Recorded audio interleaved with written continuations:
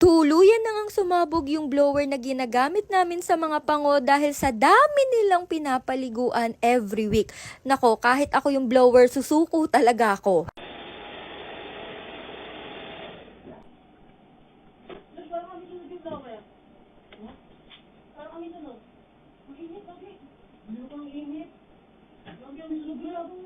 At ito na nga siguro ang sign para mag-invest kami sa mga quality grooming set para sa mga anak ko.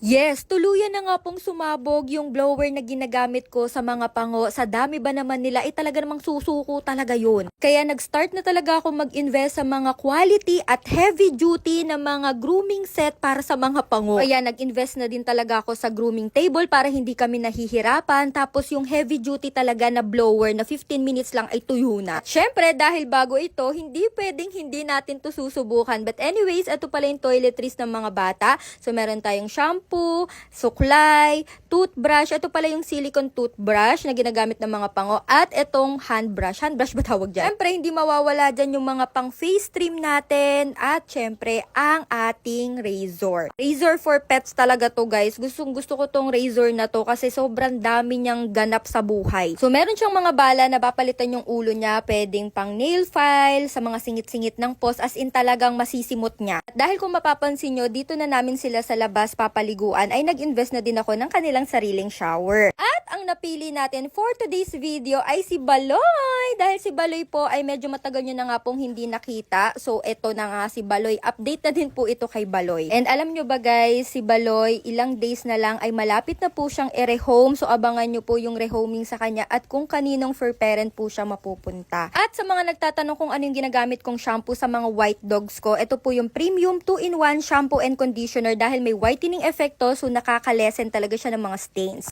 At moment of truth, dahil susubukan na po natin ang kanyang blower and proven and tested po na 15 minutes lang sa kapal ng balahibo nito ni Baloy ay natuyo na po siya. Hindi po ito sponsored ha?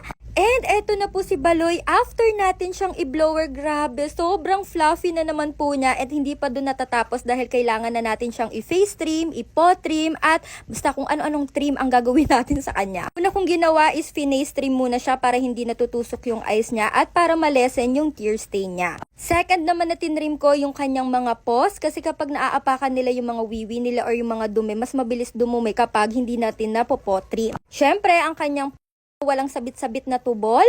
At para mas maging fluffy, ay tinrim ko na din yung bandang sa paa niya para bilog na bilog. And voila! Grabe! Sobrang gwapo naman ni Baloy. Kung gusto nyo din po mag-invest ng mga gantong klaseng heavy duty na pet grooming, bibigyan ko po kayo ng idea magkano nga po ba ang nagastos namin dito. Ang brand po ng kanilang blower ay Schernbau Super Cyclone worth 7,100. Hindi pa po dun kasama yung pinaka-stand, yung kulay white. Yan po ay nagkakahalagang 5,850. And then, nabili ko naman po yung kanilang foldable grooming table sa halagang 5,500. And then, nakaseparate po itong grooming arm, yung may harness na yan, and worth 1,500 naman po yan. Pansin ko dito sa table na to guys, yes, pricey po siya, pero alam ko talagang heavy duty at sturdy talaga tong table na to, pang matagalan. Yes, medyo pricey po talaga siya, pero sinasabi ko sa inyo guys, super worth it niya talaga dahil sa performance at quality niya. So, yun lang muna. Sana nag-enjoy kayo. Bye-bye!